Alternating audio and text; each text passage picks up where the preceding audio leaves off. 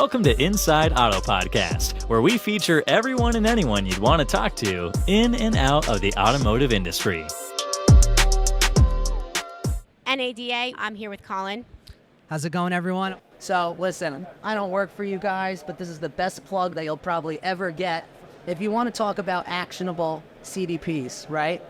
This is the one, okay? You have a lot of vendor partners out there who will say they have these types of platforms.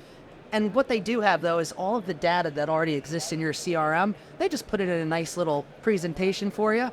But the question I always ask those vendor partners, including you guys, even prior to signing on to utilize your services, is how are we making it actionable? Yep. And you guys actually were the ones that made it actionable and could deliver on that. So, yeah, here we are. Or thank you for that. Of course. Love it. Okay, let's just, before we sign off, talk a little bit about what your goals are for 2024 and specifically at this conference. What are you looking to get at? Yeah, so I love walking around, seeing some old friends. We saw each other earlier today, some trusted vendor partners, ultimately learning about new technology that's out there. I was once told by a former boss that there's always a brighter, redder, faster Ferrari. So I will always strive to continue learning and be that brighter, redder, faster Ferrari. And these are the people. These are the Ferraris that you can learn from. So ultimately, that's what I look forward to most. And like I said, once again, seeing some really good old friends. Amazing. And then anything specific that you're focused on for 2024? Yes, great. So it's, the follow-up there. So ultimately, 2024 is becoming the year of Nielsen, the Automotive Group, right? And so what I mean by that, listeners, is group approach to our advertising. Interesting. Right? So we have 13 dealerships now, continuing to expand and grow. But what we saw then from the Nielsen perspective is the opportunity to make Nielsen the tier 2 advertiser. So where originally a regional marketing group may have existed for an OEM, and there's a handful that are still out there, but a lot have actually fallen by the wayside. So ultimately, instead of saying, hey, we have, 4 Stellantis dealerships, so Jeep, Chrysler, Dodge, Ram, we can say, let's advertise the Nielsen Automotive Group, letting people know that we have those dealerships, as well as import brands such as Hyundai, Kia, Nissan, Mitsubishi, or other domestic brands like Ford and Chevy. And then the fascinating thing, which I think you guys will really like, is actually cross-pollination of the data within the CRM.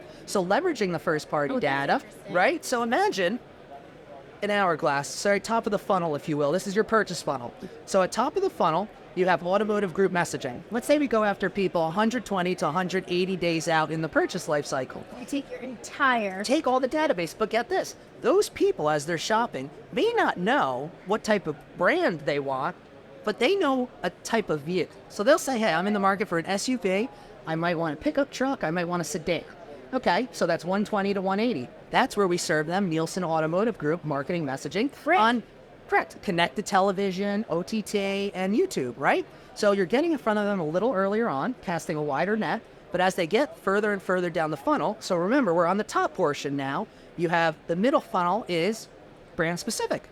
So now, let's say I was in market, I've identified I want an SUV, and I've started interacting with domestic manufacturers. So now from our perspective, with that data and all of these signals and things that we could leverage from a platform like yours, we can now market that specific OEM to that consumer. But like I said, we have a GM store, we have a Ford store, we have all these different types of stores.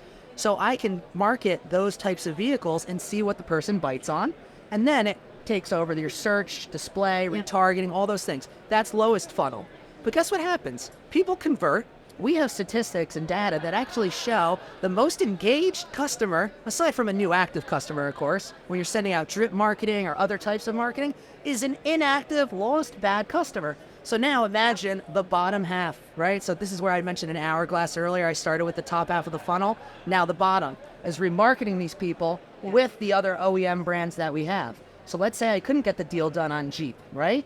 Maybe payments were an issue, maybe they didn't have the vehicle I was looking for, but now I'm going to get remarketed with Chevy product. I'm going to get remarketed with Ford product and try to keep them in the Nielsen umbrella. So I advise dealers to look into some sort of process like that, and a rising tides raise all ships, if you will. So yeah, that's really interesting. Yeah. That sounds like an entire project for 2024. That's 2024, and that's it. Wow.